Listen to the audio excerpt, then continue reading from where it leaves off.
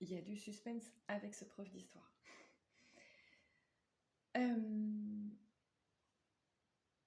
Je disais que c'était le pire prof d'histoire que j'ai jamais eu parce que c'est quelqu'un qui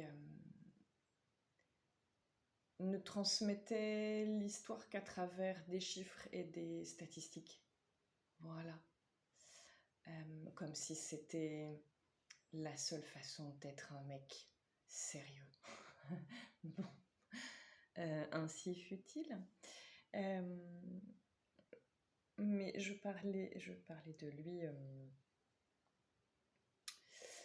parce que j'étais en train un peu d'essayer de donner des exemples de comment, jusqu'où l'inhumanité peut aller dans un lieu comme les classes prépa. Et sur ce que j'ai connu, toujours, ce prof d'histoire, c'est l'archétype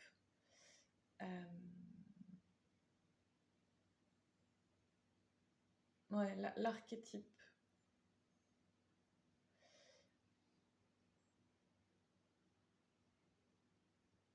comment je peux dire ça?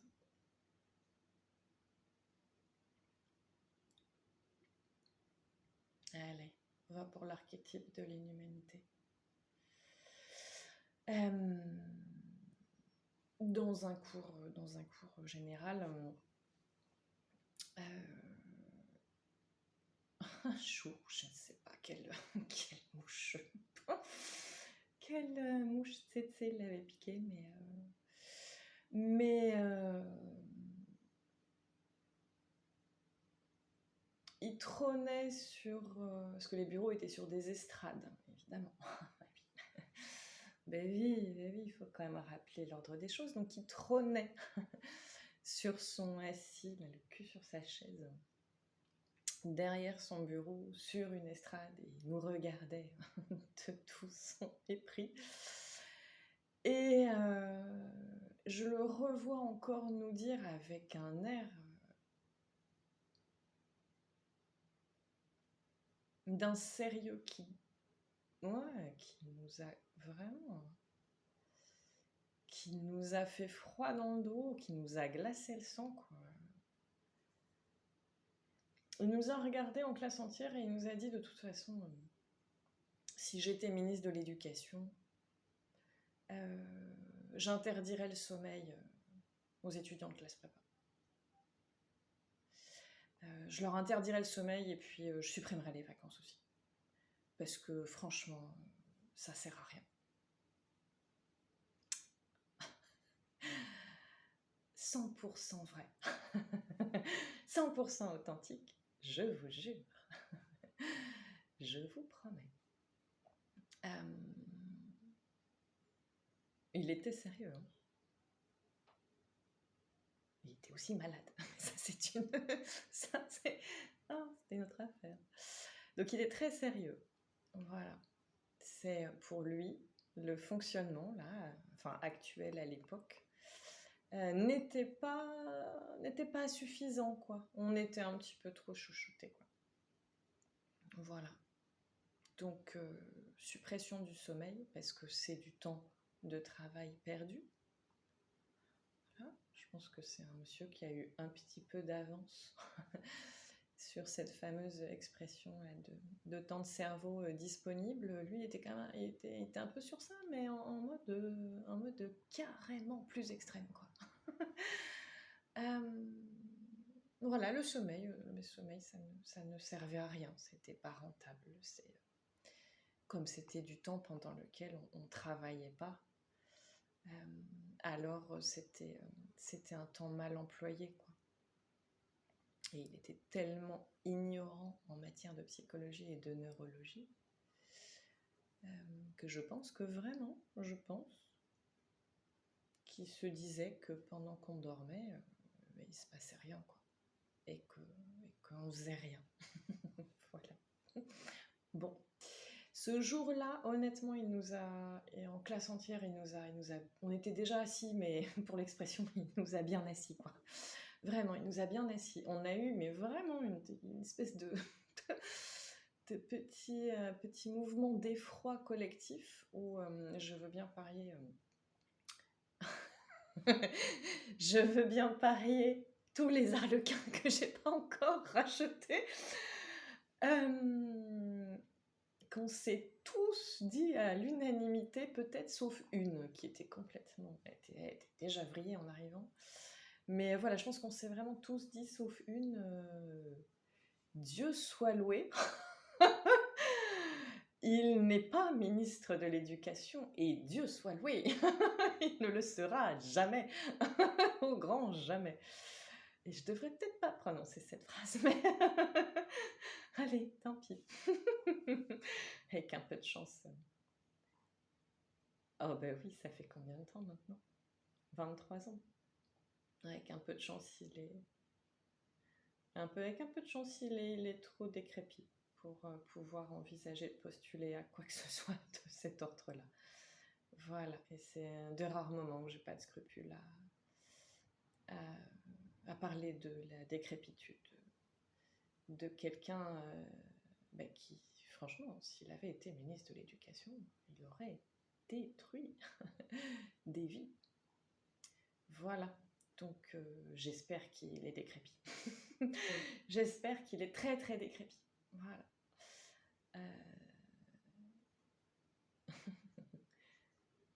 Ouais, je l'espère, vraiment.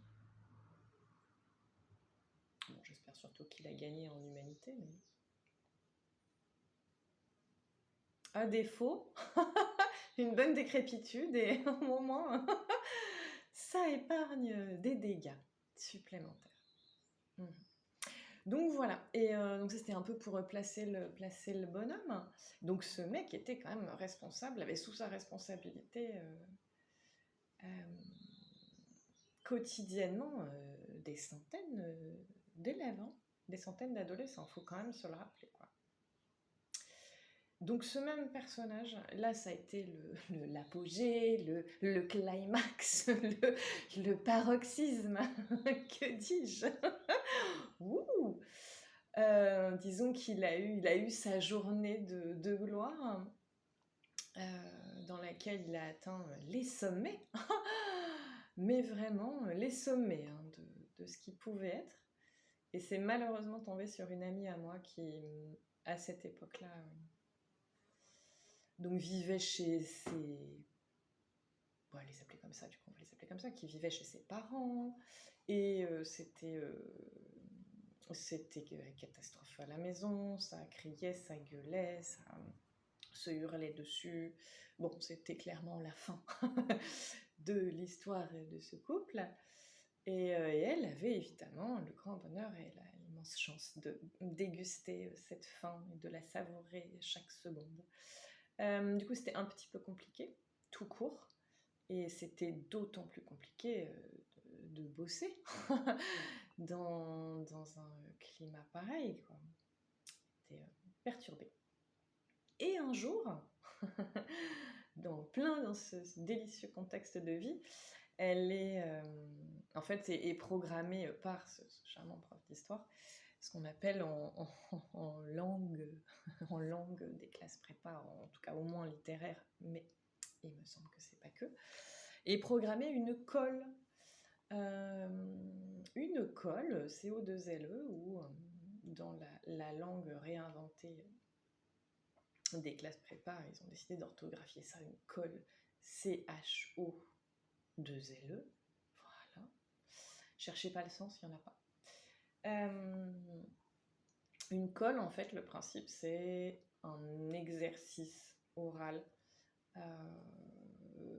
En fait, c'est un peu le même principe que les oraux du bac, mais bon, ils appelaient ça une colle. Donc, t'arrives, il n'y a pas de programme, il n'y a pas de projet, si ce n'est d'avoir rendez-vous avec un prof dans une matière donnée. Là, en l'occurrence, donc c'était le prof d'histoire. Et en fait, voilà, on te donne un sujet, tu as une demi-heure pour le traiter. Sans rien, hein, évidemment, tu n'as pas d'accès à une bibliothèque. Ton cerveau est ton seul outil. Et donc, tu as une demi-heure de prep. Ensuite, c'est fini. Et ensuite, ben, c'est 20 minutes où tu racontes des trucs du mieux que tu peux en essayant de sauver la mise devant le prof en question. Et ensuite, tu as 10 minutes en théorie d'échange autour du sujet et de ce que tu viens de dire, et le prof peut te poser des questions, enfin bref, voilà, vous avez compris l'idée, ça s'appelle une colle. Et donc, ma belle amie, parce que c'était vraiment une belle amie, se retrouve devant ce prof. Voilà. Et comme le contexte était catastrophique pour elle, le contexte perso, en fait, elle s'est écroulée en larmes. Voilà, donc elle s'est retrouvée devant lui. Et elle s'est écroulée en larmes,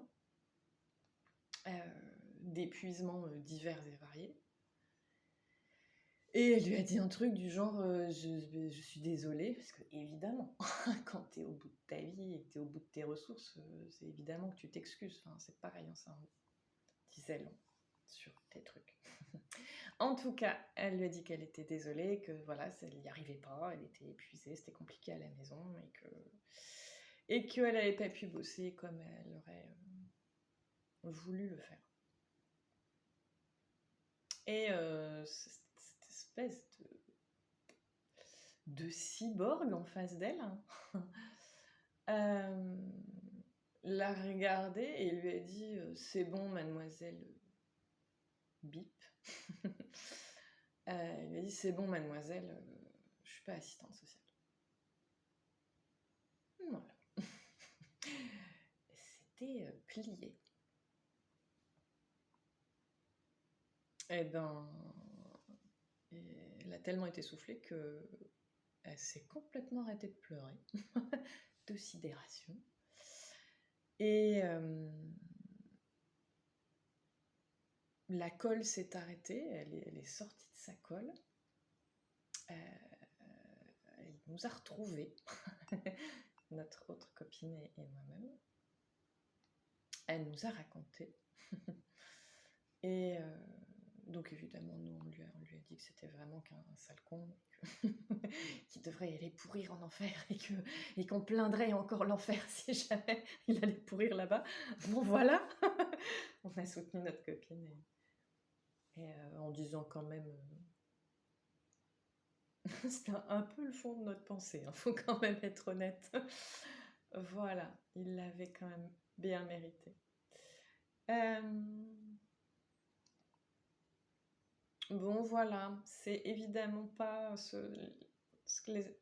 Je peux pas appeler ça des anecdotes. Anecdotes, c'est un côté léger et un peu rigolo potentiellement, mais ces moments-là dont je vous parle, l'idée, c'est évidemment pas de dire tous les profs de prépa sont comme ça, pas du tout.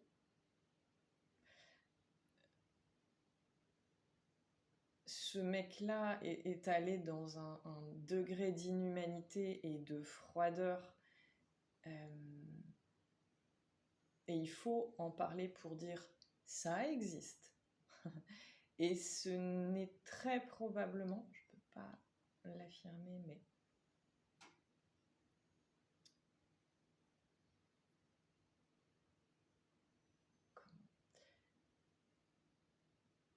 il n'est pas le seul, quoi.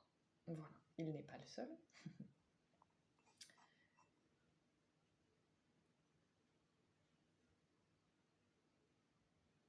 Majoritairement, dans les profs que j'ai rencontrés là-bas, majoritairement, j'ai rencontré, donc sur 2 années, hein, 2 années, ça fait quand même en gros, allez, on va dire entre 12 et 15 profs différents. Majoritairement, j'ai rencontré des profs qui étaient pas conscients, peu conscients, peu conscients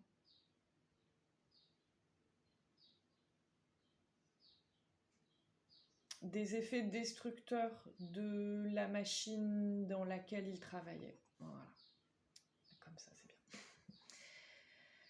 Majoritairement, c'était des gens qui étaient peu conscients de ce que nous, on vivait.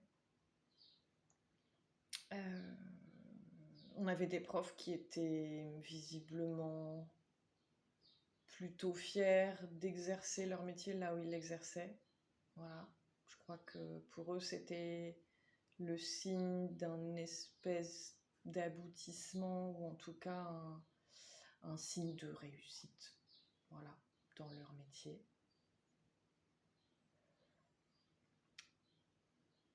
Majoritairement, ils avaient l'air plutôt contents d'exercer leur métier. Moi, je trouvais qu'ils avaient quand même l'air de se faire un peu chier. Et je pense que sur ce point-là, je ne me trompais pas.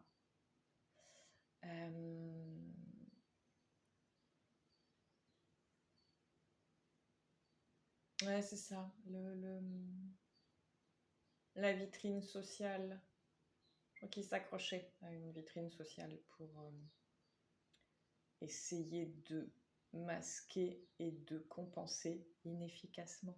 Mais on essayait quand même de masquer quand même un grand...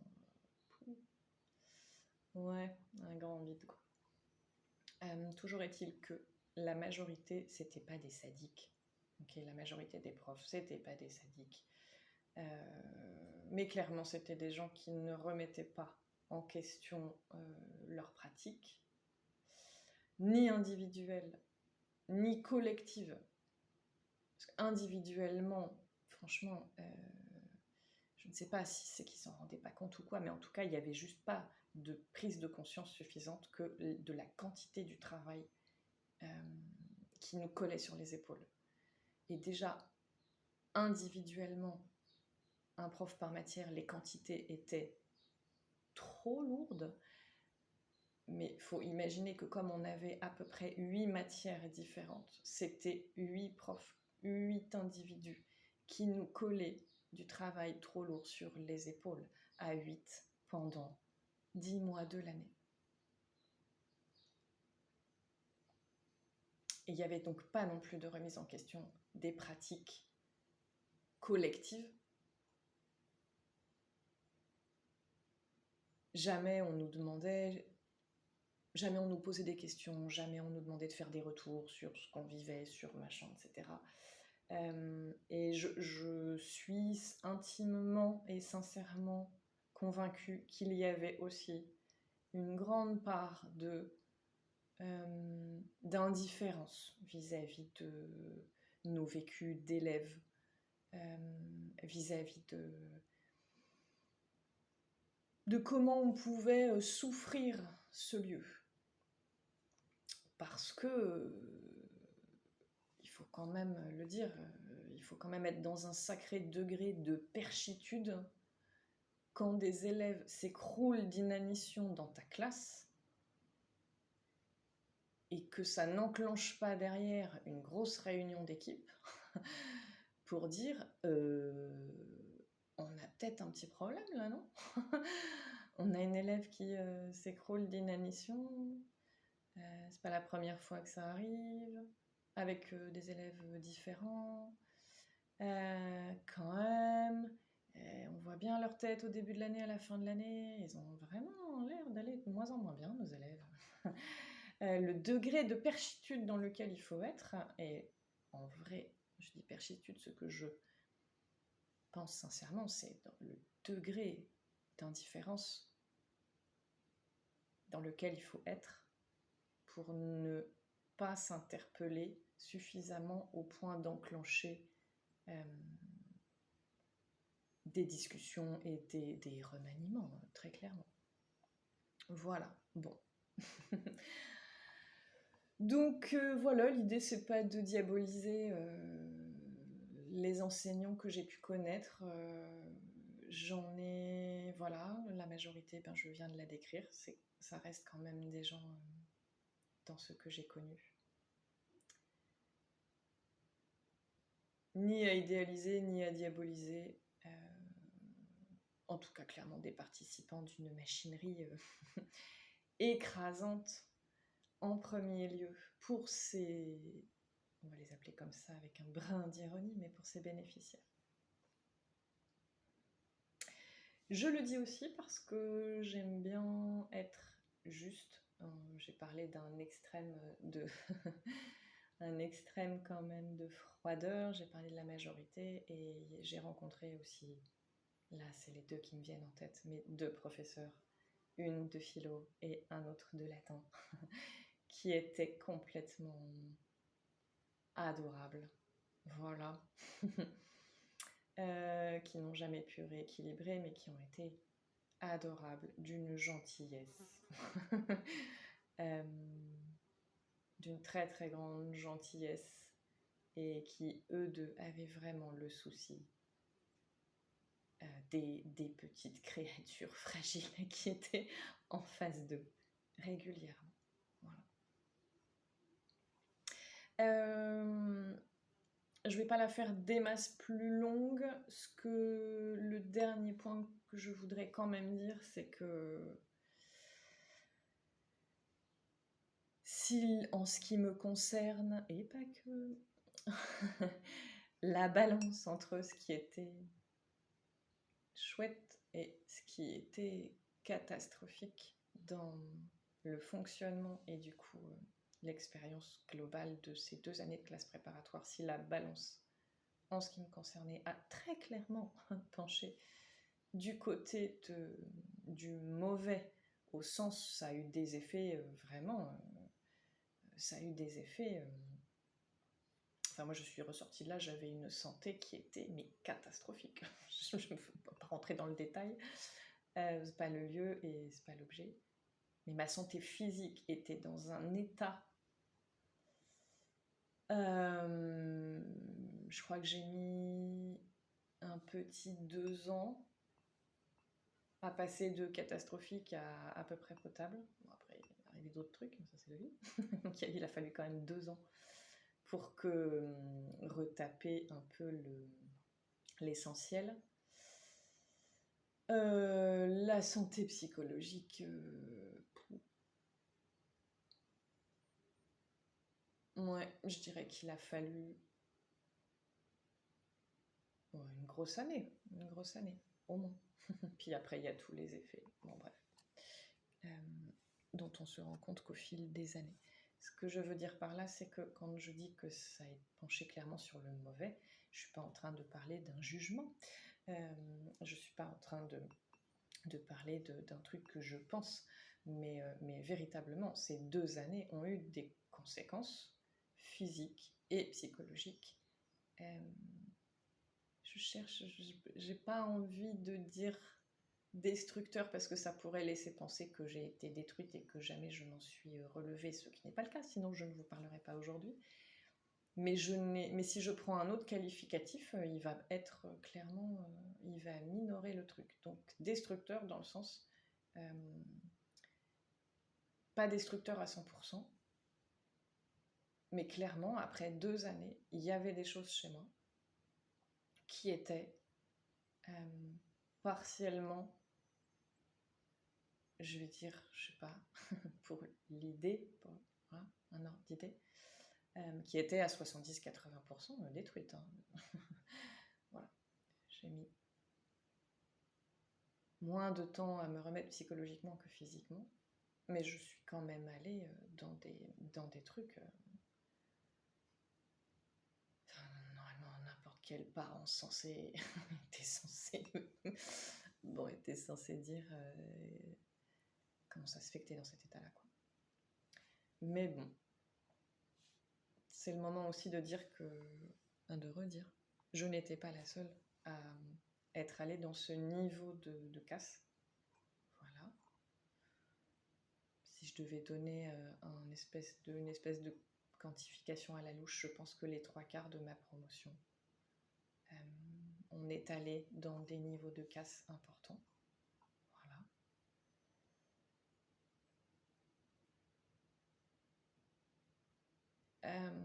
Parce que je repense à une nana qui est sortie en bête de forme. Je me souviens très bien de cette nana. Elle est sortie en bête de forme. Je pense que, et je me trompe pas de beaucoup, je pense que ces 2 années de classe prépa, ça a été 2 années passionnantes pour elle. Euh, c'est le moment de dire que c'était la nana la plus compétitrice. La plus compétitive? Non, la plus compétitrice. De cette promo de 30 élèves. Que ça fait partie des raisons pour lesquelles elle a adoré. Parce que c'était une bête de travail, mais vraiment.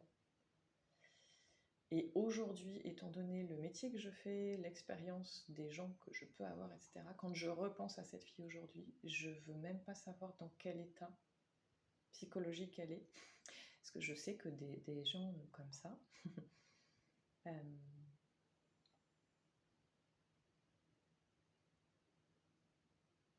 c'est parce que vous voyez pas ma tête, mais je viens de faire une tête genre, oh putain.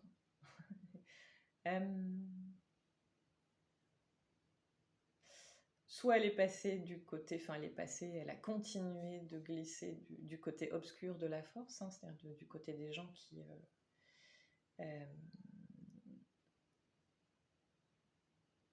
oublient leur humanité pour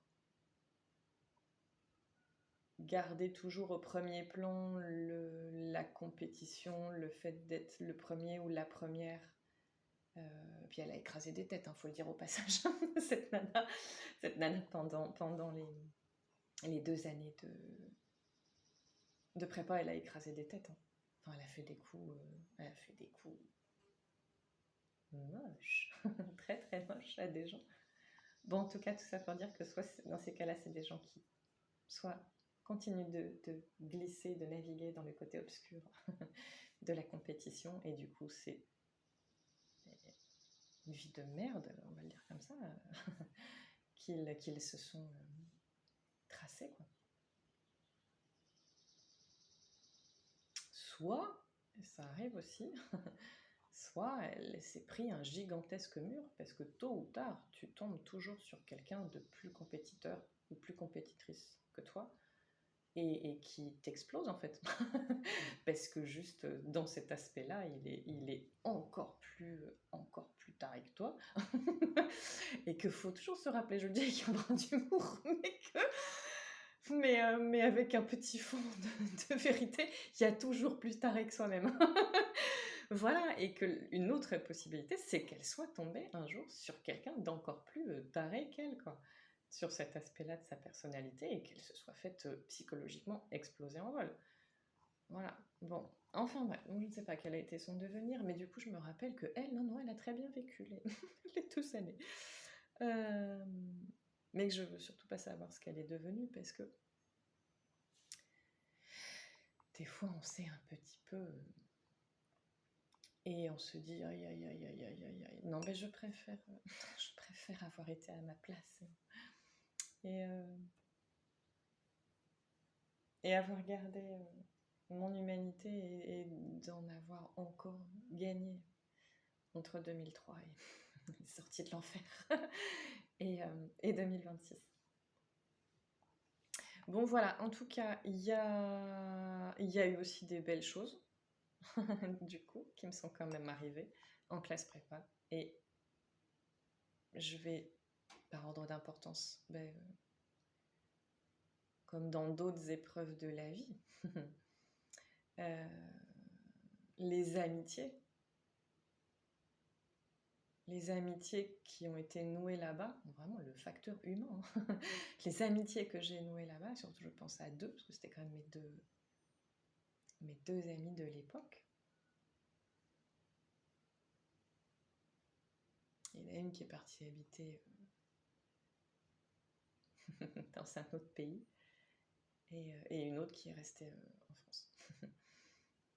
Et je les embrasse tellement fort.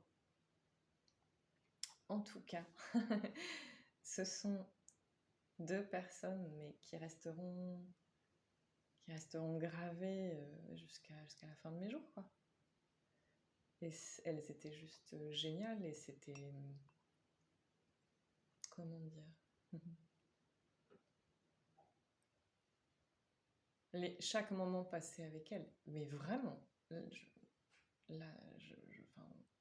chaque moment passé avec elles était des bénédictions. Vraiment, chaque moment passé avec elle. C'était vraiment des moments bénis, quoi. Que ce soit pour des moments de partage, des moments d'échanges sincères, des moments de rire, des fois des moments de boulot aussi, ça nous arrivait de bosser ensemble. C'était pas si fréquent que ça, heureusement d'ailleurs. Mais ce sont deux personnes, même si l'une des deux, je la vois plus aujourd'hui, pas parce qu'on ne veut plus se voir, mais parce que c'est vraiment compliqué.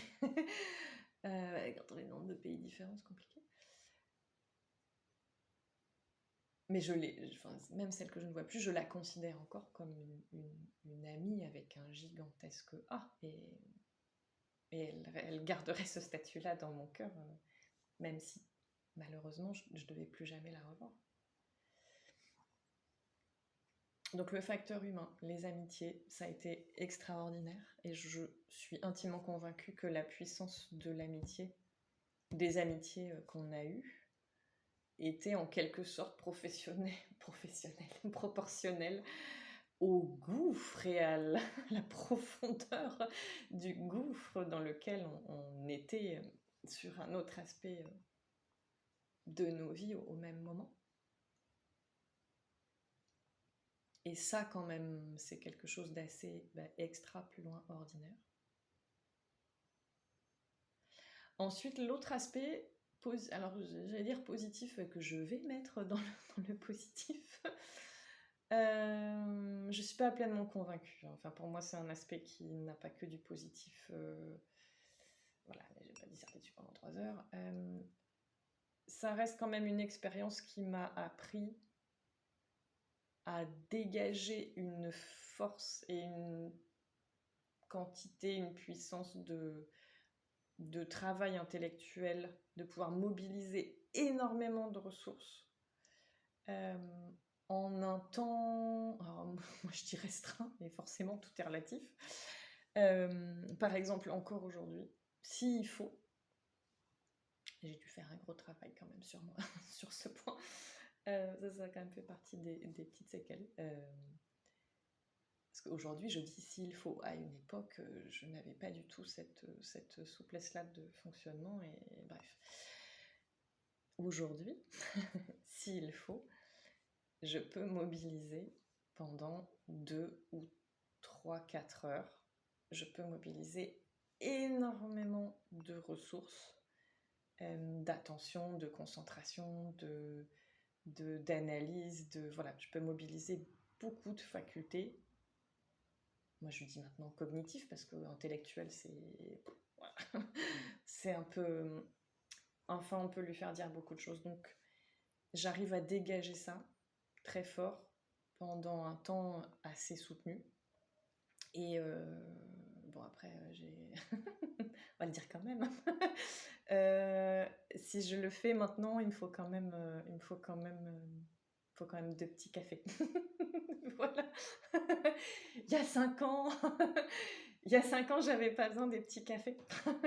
Mais là, 41, bientôt 42.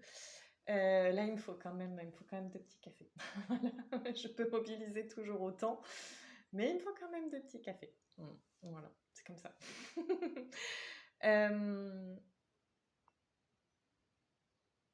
Il s'avère que, étant donné la vie que je mène, étant donné les circonstances qu'on connaît en France à l'heure actuelle, je sais pas, c'est quand même une aide. Voilà, je vais dire comme ça, c'est mieux de l'avoir que de ne pas l'avoir, cette ressource-là et cette capacité-là.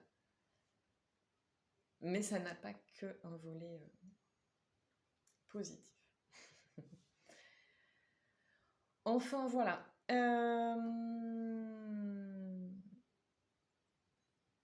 Évidemment que c'est clairement une expérience, je vais le dire comme ça, plus à charge qu'à décharge. Ah bah oui, tiens, je vais clôturer avec cette petite anecdote.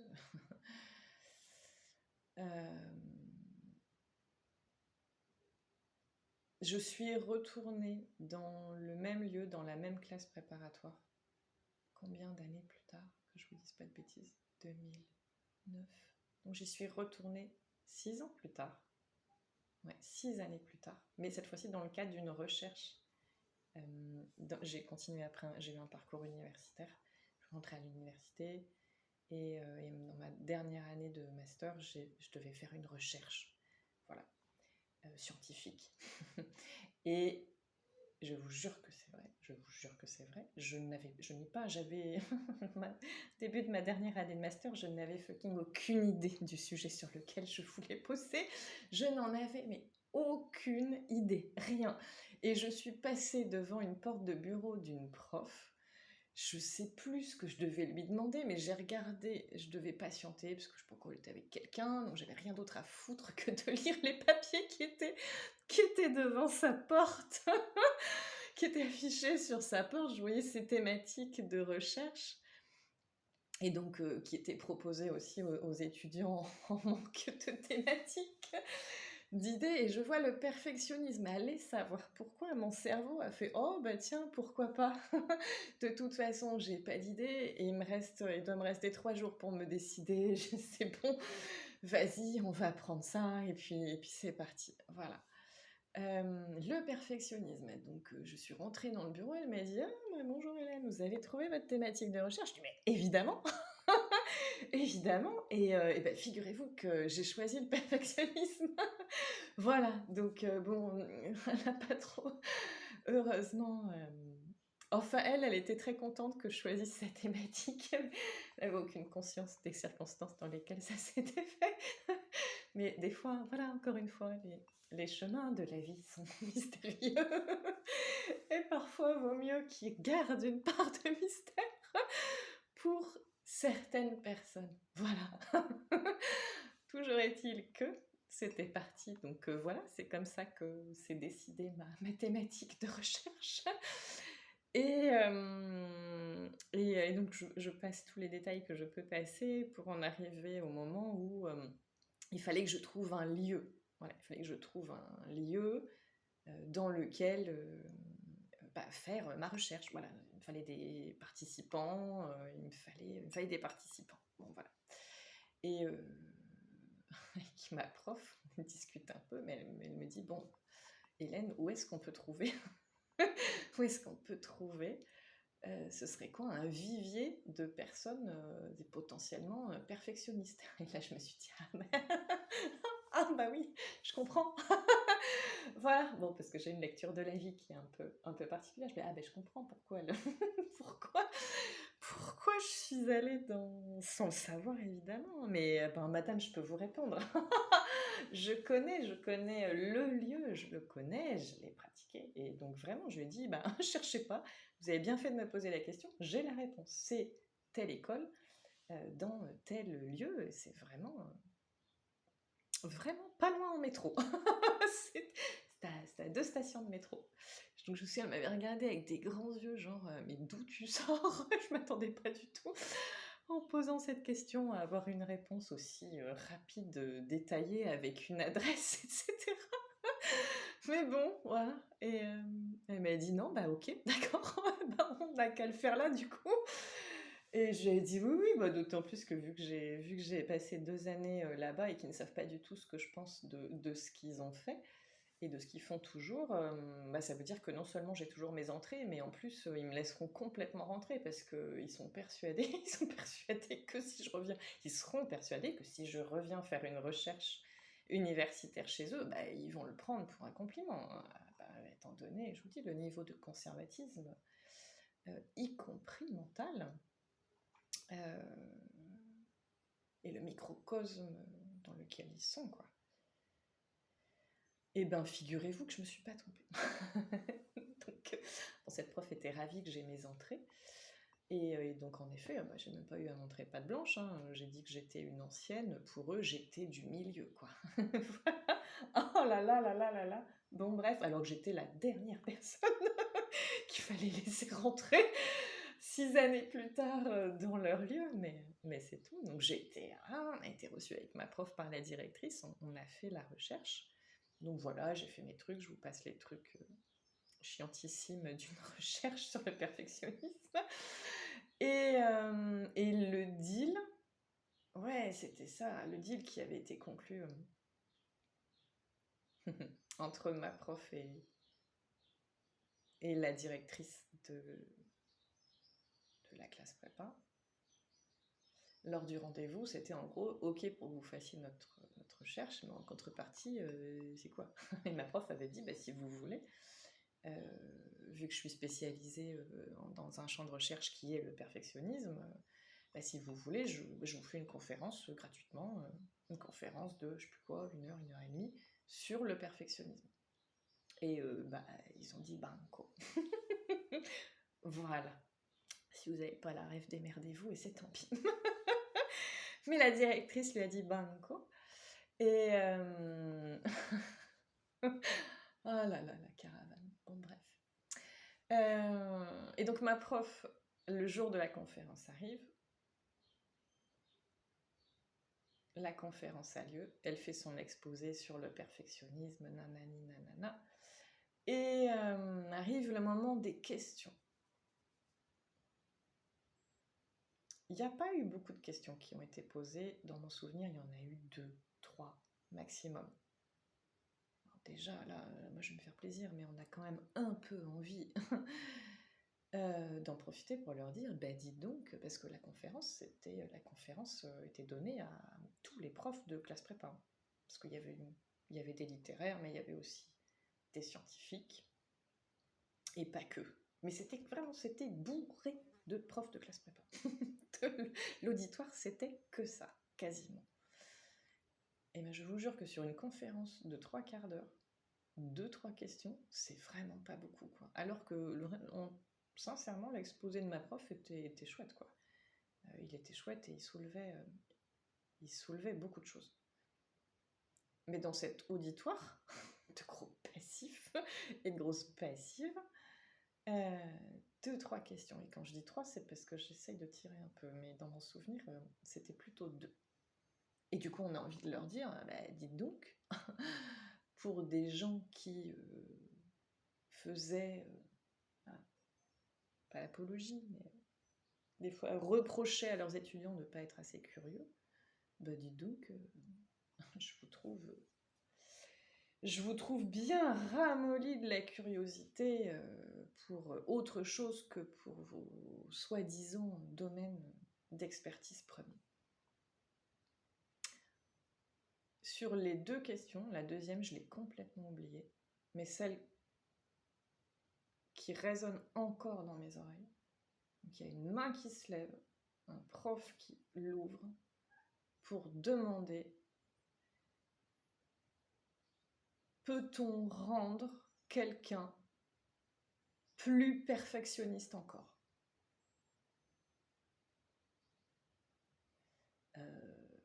Et là, je pense que ma prof s'est dit, je l'ai lu dans son regard, moi ça m'a tellement pas étonnée que cette question soit posée dans ce lieu. Mais ma prof, elle, je l'ai vue, il y a quelque chose qui est passé dans son regard. Oh là là, vous savez, c'est ce moment de flottement. Et vraiment, dans son regard, je l'ai vu passer comme un petit bandeau déroulant d'une chaîne de plateau télé. C'était marqué dans ses yeux. Putain, je suis où là? Voilà. Et elle a repris ses esprits, et donc elle a répondu. Et fort heureusement, elle n'a pas répondu la vérité, parce que la vérité, c'est oui, on peut. Oui, je sais comment faire, parce que mon métier, c'est de décrypter les mécaniques psychologiques et comment on peut... qu'est-ce qui les fait varier. Donc on a une connaissance et une expertise, je veux dire comme ça, technique. Heureusement, elle ne leur a pas répondu la vérité, qui aurait été de dire oui, on peut, et oui, je sais comment faire, mais non, je ne vais pas vous le dire, parce que c'est une question de gros taré, en fait. Ta question, c'est horrible, tu veux que je te donne la recette, c'est-à-dire je viens de passer Je parle un peu à la place de ma prof, mais avec mon tempérament. Je viens de passer 3/4 d'heure à t'expliquer que le perfectionnisme est une dimension psychologique qui, à moins d'un véritable travail sur soi-même, d'autorégulation, entre autres, ne peut aller que vers une aggravation qui t'emmène dans du pathologique. Je viens de passer 3/4 d'heure à t'expliquer ça. Et toi, espèce de gros taré, tu me demandes, peut-on, et le sous-entendu, comment? File-nous la recette. Voilà. Je voulais terminer sur cette petite anecdote.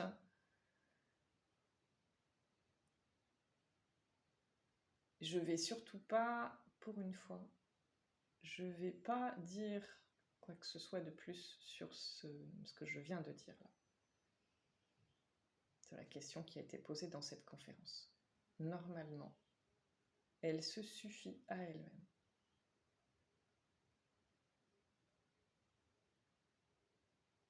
C'est sur ça que je clôture mon partage d'expérience sur les classes préparatoires aux soi-disant grandes écoles. On pourrait dire sur les soi-disant classes préparatoires aux soi-disant grandes écoles. Et parce que j'aime bien quand même boucler les boucles, terminer certaines choses. J'avais commencé par une histoire d'arlequin, parce que c'est vraiment le fait d'avoir mangé par hasard, d'être tombé sur un arlequin dans le petit sachet de bonbons surprise, qui m'a amené à passer, 2 heures de ma journée à parler de classe prépa. 47 minutes pour le deuxième, évidemment. Bon, clairement, pas de regret, il fallait le faire, c'était important de le faire. Mais c'est quand même un arlequin et une anecdote d'arlequin qui m'a amené à ça. Et je tiens à dire que... Oui, c'est Florence Foresti avec... C'est un sketch sur Isabelle Adjani. Mais je ne suis pas folle, vous savez. Non, je suis pas folle, globalement, la plupart du temps. J'ai mes grains de folie et heureusement, et c'est grâce à eux que je reste en bonne santé mentale.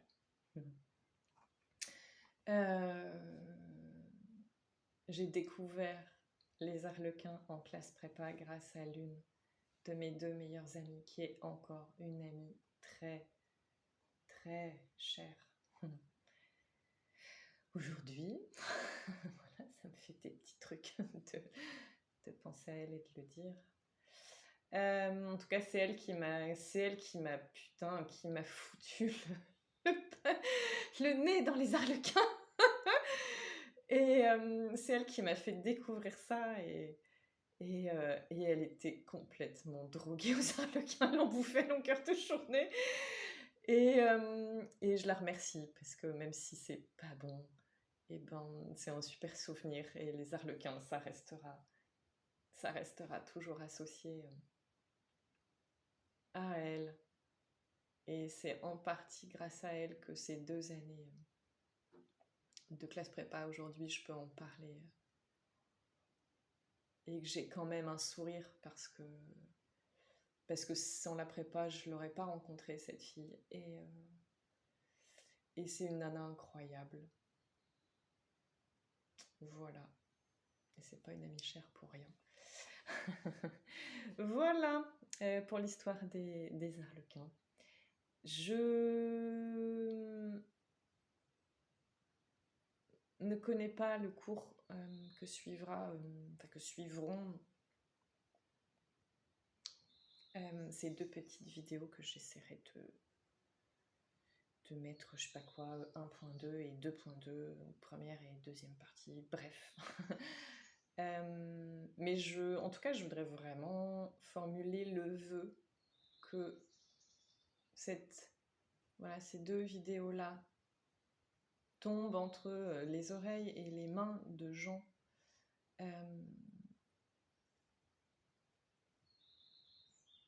qui auront envie de partager que même si c'est juste à une échelle individuelle, donc de quelqu'un qui écoute, que ce témoignage-là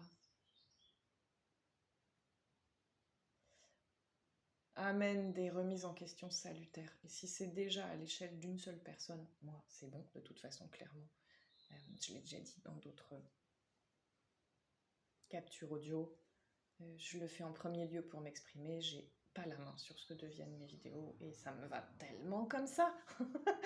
Je le fais pour m'exprimer, je le fais pour partager. Et si à un moment donné, juste une personne, ça lui apporte quelque chose, moi, entre guillemets, c'est bon. Je vais pas dire je peux mourir en paix, parce que j'ai pas du tout l'intention de mourir prochainement. Pas du tout. Voilà, mais donc je sais pas, je peux m'endormir en paix ce soir. Voilà, j'en sais rien. En tout cas, j'espère qu'un jour il y aura un débat au sens positif du terme, et j'espère qu'un jour il y aura une remise en question et qu'on posera collectivement à l'échelle de la société française, si j'en fais encore partie à ce moment-là. Mais j'espère que se posera sérieusement, dignement, correctement, donc pas dans l'idée d'un règlement de compte, etc., mais qu'on posera enfin, que se lèveront des voix pour dire ce que nous avons vécu, ça n'est pas normal. Ce que nous avons vécu là-bas, pour la majorité d'entre nous, ça c'est une pensée, opinion personnelle, c'est pas le reflet d'une analyse, je sais pas quoi, statistique, machin. On va dire d'une intuition personnelle. Ce que la majorité d'entre nous avons vécu en ces lieux, ce n'est pas normal. Ça nous a altérés plus que ça nous a élevés. Or, c'était un milieu scolaire, et qu'un milieu scolaire doit élever, il doit aider ses étudiants à construire quelque chose dans leur pensée, mais aussi dans qui ils sont et dans comment ils sont. Vous avez failli collectivement à cette tâche ardue, certes, mais l'échec a été colossal. Au lieu de nous aider et au lieu de nous élever, au lieu de nous aider à nous construire, vous avez détruit des parties de nous-mêmes. Ça n'est pas normal. Nous ne voulons pas faire votre procès. Ok ? Nous voulons être entendus pour que les pratiques massivement, quantitativement, changent en profondeur. Pour que ce que nous avons vécu ne se reproduise plus jamais.